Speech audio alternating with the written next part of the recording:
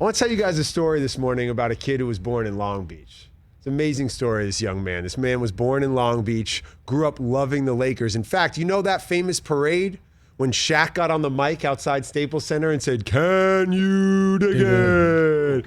Can you dig it?" And then Mark Madsen did the mashed potato. Remember that moment? Unbelievable. So, Ben, this is Long Beach, California, not Long Beach, Long Island. No, right? Long Beach, California is right here in Southern California. Man born in Long Beach who grew up in Hawthorne was there that day outside sweating it out in the sun with the Lakers loyal fans out there in front of Staples watching Mark Madsen do the mashed potato as a young man. This is a man who was 5'8" as a freshman with dreams of playing college basketball. 5'8" as a freshman, along with his best friend, Kelsey Bars III. They had dreams of playing at UCLA together. Sadly, those dreams were cut short for Kelsey because in May of 2004, the young man passed away due to an enlarged heart. And with his best friend no longer with him, this young man continued to persevere. He grew 7 inches. Didn't start a game in high school until he was a junior.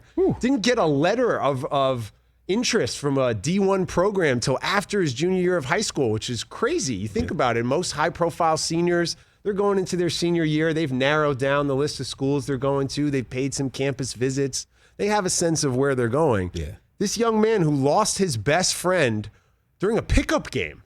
Kelsey passed away due to an enlarged heart while they were playing pickup basketball. Oh, wow. This young man continues to pursue his dream. He plays as a senior and just dominates. 25 a night, scores 50 in a high school game down the road in Carson.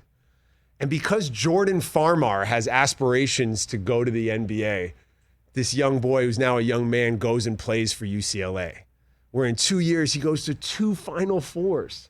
And then he takes his talents to the NBA, has a Hall of Fame career, does things we have never seen before on the basketball floor, does things that have not been done in generations, plays at 100 miles an hour in an age of load management, in an age when guys don't know if they're in and out of the lineup.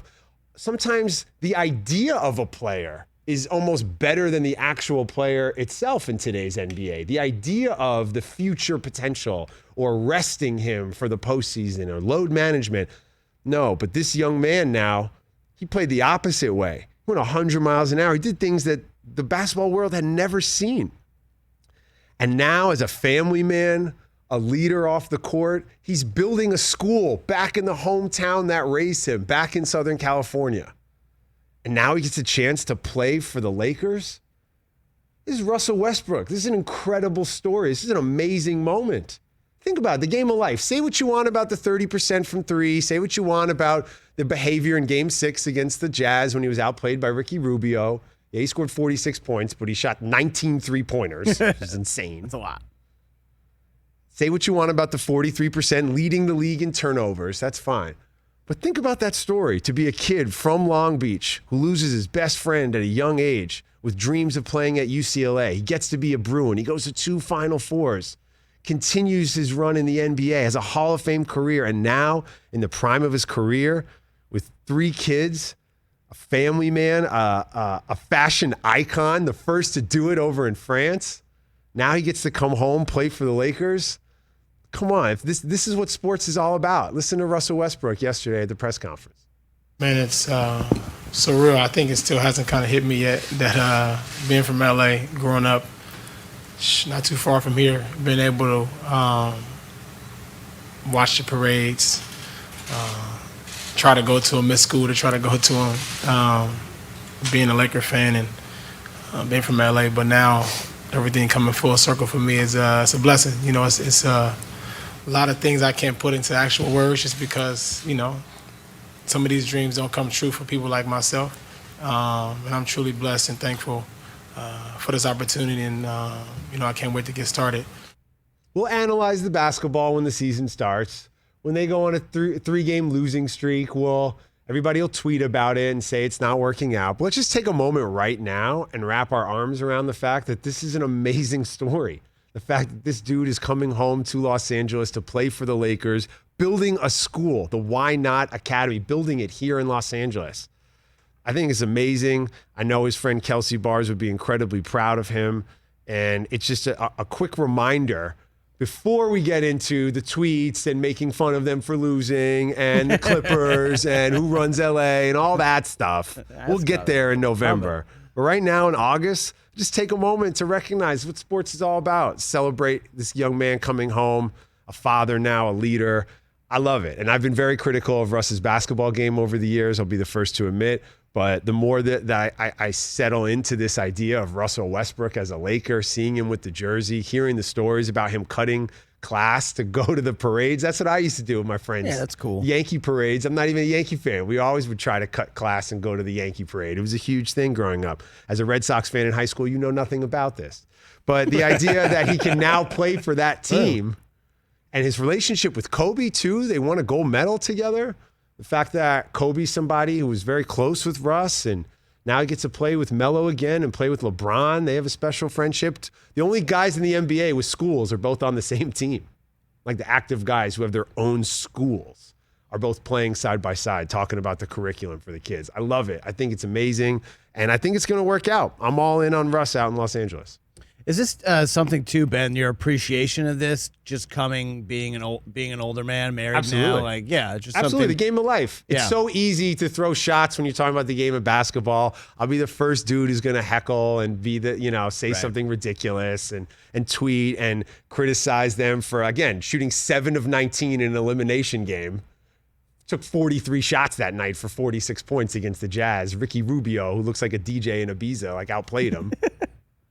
So Russ is definitely, when he wore the photography smock to Oracle to try to troll Kevin Durant, and then Durant gave him a burger in the game. That was funny too. Yeah. KD sunned him that night. Yeah. So I'll be critical. I get it. But I think it is getting older and having a little bit more perspective and understanding where guys come from, what they've had to overcome. The idea of losing your best friend at a young age. TJ, you share stories about losing your nephew, and it breaks my heart. And it's something that stayed with you and has motivated you, I would imagine, inspired you, and catch moments of inspiration throughout the day or sadness. Real life seeps in. No doubt. And you think about that with Russ, and he writes, KB on his shoes, and he's got his wristband on, and that connection that they had, his best friend, their dreams of playing at UCLA together. And then Russ goes and lives that dream for the both of them, and now gets to come home and build a school and inspire the next generation. If you can't remove yourself from the hot take culture right. of, will LeBron win another title with Russ? If Russ doesn't win the title, is he an all-time great? Oscar won too. No. Let's just take a beat. Yeah. The game of life, celebrate this incredible moment. The fact that this dude, has overcome so much in life and now is able to share it with the next generation. It's why you love sports. Yeah, the humanity part of it. The humanity, the compassion. The compassion, the empathy. TJ, maybe you can speak to this more, but people like me, he said. That's not someone like me. That's someone like him and where he grew up. They don't get to live dreams like this and to see it come true. And I guess, I don't think the basketball part is going to work, but like you said, in August, let's celebrate it because it's a really cool story. It's a really cool story. And people who aren't Laker fans or Laker haters, that used to be me before I saw the light and bleed purple and gold with Carmelo Anthony going to get his first title. I will be outside that parade. Do you think Melo will do the mashed potato like Mark Madsen? I'll be there in the crowd. THT, just like Russell Westbrook was as a young man. Yeah. It's funny, Ben, when you bring up when you do things for someone other than yourself that help motivate you. You brought up him writing KB's name on his jersey and wristband, and it just kind of made me think about this. Every day I wear this wristband on my wrist, and it says Ish 24 on it, and people are always like, why are you always wearing this wristband? Well, the thing is, after my nephew passed away, his 6th grade basketball team made these wristbands with his name and his number on them, and they wore them for him. And I kind of told myself, because I always said he was like my right-hand man, that I'd always wear this. So this is obviously isn't the original from 2009. I've actually gone and I've had others made with the pattern from the original, but I try to wear this every day just as a reminder. And if people happen to see it on TV and they see his name, it just kind of makes me feel like at 9 years old, he was taken away, but I want to make sure people knew he was here.